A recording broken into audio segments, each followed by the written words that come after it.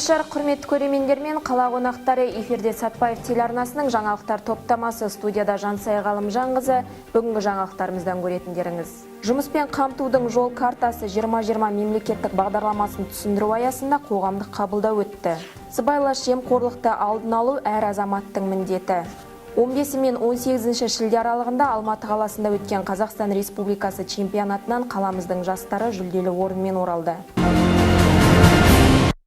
Кеше қаламыздағы Нұр Отан партиясының ғимаратында Сатпаев қалалық жұмыспен қамту орталығы мемлекеттік мекемесінің басшысы Қазбек Ашықбаев азаматтарға жұмыспен қамтудың жол картасы 2020 мемлекеттік бағдарламасын түсіндіру аясында қоғамдық қабылдау жүргізді. Толық ақпарат келесі бейнематериалда. Нұр Отан партиясы ғимаратында өткен кезекті қабылдауды Қазбек Батырбекұлы жүргізді. Қабылдауға алғашқы болып жазылған Бақытжан Мұхамеджан осыдан 2 жыл бұрын Астана қаласындағы агротехникалық университетін бітірген.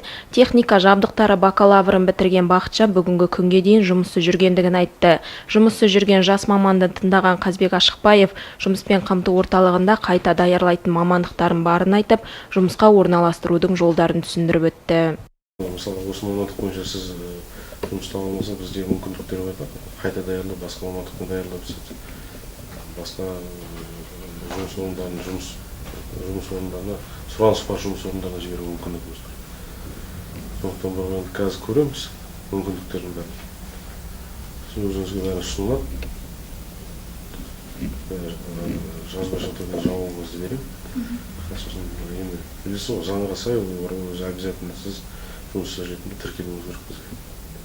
Жұмыс іздеуші ретінде жаңағы да қазір көктемнен 16 көкек айынан бастап нелер енді өзгерістер.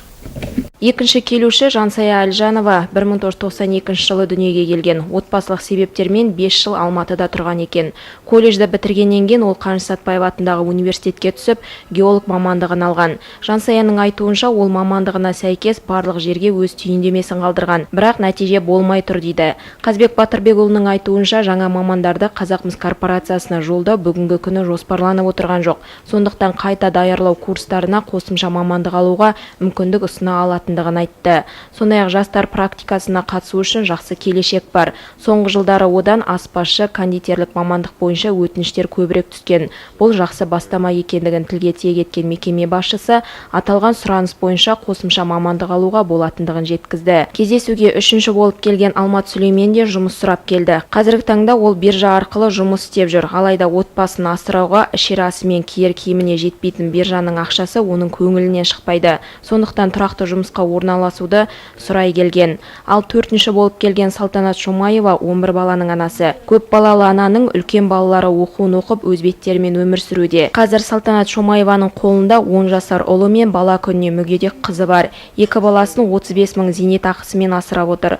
Бұрындары көп балалы ана үй салық жұмыстары бойынша курьер болып жұмыс істеген екен. Кейін жұмыстан босап қалған ана ұлының мектепке баратын уақыты жақындағанын, киім-кешек алу керек дегендей мәселесін айтып көмек сұрады. Қазбек Ашықбаев көп балалы ананың мәселесін қарастырып шешіп беруге уәде берді. Қазіргі таңда өрлеу бағдарламасы отбасы жағдайы төмен жандарға көмектесуді қолға алып жұмыс істеуде. Әрине, бұл бағдарлама аясында Салтанат Шомаеваға көмек көрсетуге болады. Адамзатқа ертеден таныс сыбайлас жемқорлық заманмен бірге өсіп өркендеп, небір тегеурінді қарсылықтарға төтеп беріп, қайда мол қаражат пайда болса, сол жерге тамыр жайып, бүгінгі күнге дейін жойылмай отырған қауіпті кеселдің бірі. Басқа дамушы елдер сияқты біздің жас мемлекетімізді де жегі құрттай бұл кесел айналып өтпегені баршаға белгілі. Сондықтан осы кеселдің алдын алу жолдарын атаған Сатпаев қалалық мемлекеттік құқықтық жұмыстар жөніндегі мемлекеттік мекемесінің басшысы Наил Салихов өз ойымен бөлісті. Қазіргі таңда сыбайлас жемқорлық бүкіл әлемді алаңдатып отыр. Біздің елімізде бұл мәселеге қарсы күрес шаралары тәуелсіздік алған сәттен бастап мемлекеттің ең бірінші кезектегі міндетіне айналғандығын атап өткен ләзім. Қоғамға зор қауіп төндіріп, орасан кесел келдіретін осынау келеңсіз әлеуметтік құбылысқа қарсы шаралар қатаң қолға алынып жатыр. Десек те, жең ұшынан жалғасқан жемқорлық мәселесінің маңызы жыл өткен сайын артпаса кеміген емес. Как вы знаете, Баршамызға белгілі, сыбайлас жемқорлық барлық әлем бойынша ең өзекті мәселелердің қатарына жатады. Бүгінгі таңда жемқорлық мәселесінде Қазақстан әлем бойынша 127-ші орында тұр. Яғни олар 160 мемлекеттің арасында мониторинг жүргізіп, Қазақстанда 127-ші орында тұрғандығын анықтаған. Бұл біз үшін жоғарғы көрсеткіш болып отыр. Сондықтан тиісті мекеме орындармен бірлесіп отырып жұмыс істеудеміз. Оның ішінде Нұр Отан партиясы мен қалалық мәслихатта құрылған комиссия мүшелері жемқорлықты алдын алу мәселесі бойынша нақты шараларды қолға алды. Сонымен қатар қалалық әкімшілікте сыбайлас жемқорлықты алдын алуда комиссия құрамы бекітіліп, жоспарға сәйкес әртүрлі шаралардың тізімі жасалынған. Сондай-ақ сыбайлас жемқорлықты алдын алу туралы елбасының бекіткен заңына сәйкес бізде жоспарланған шаралар жүзеге асырылуда.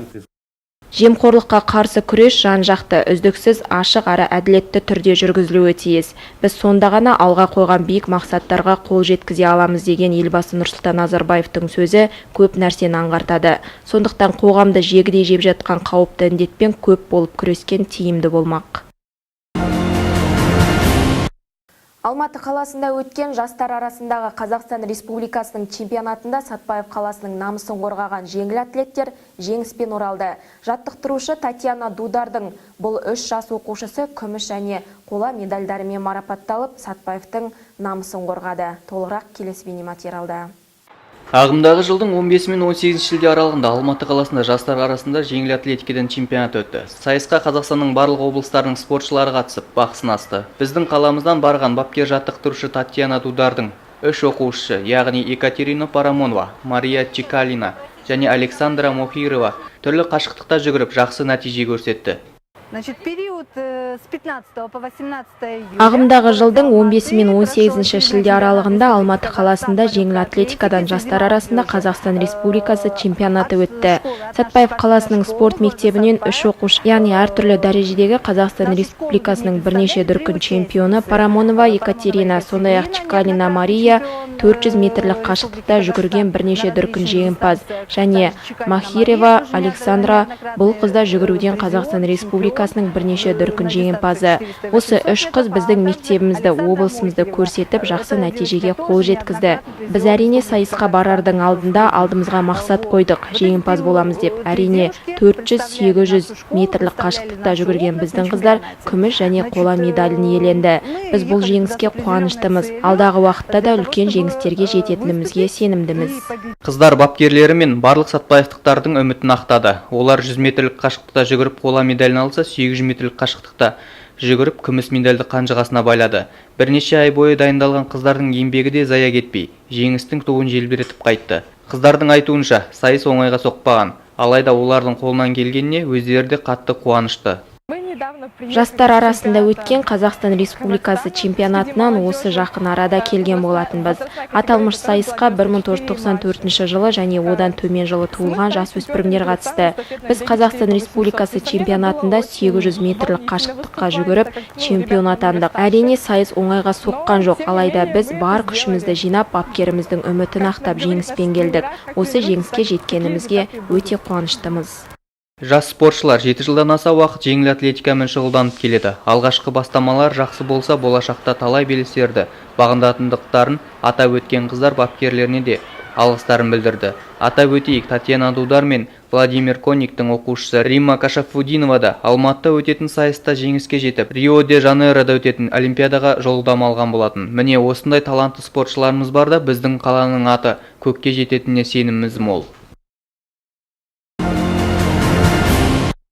Бүгінге келіп түскен ақпараттар легі осындай болды. Мен сіздермен қоштасамын. Алда орай мәліметті және орыс тіліндегі жаңалықтар. Келесі кездескенше аман сау болыңыздар.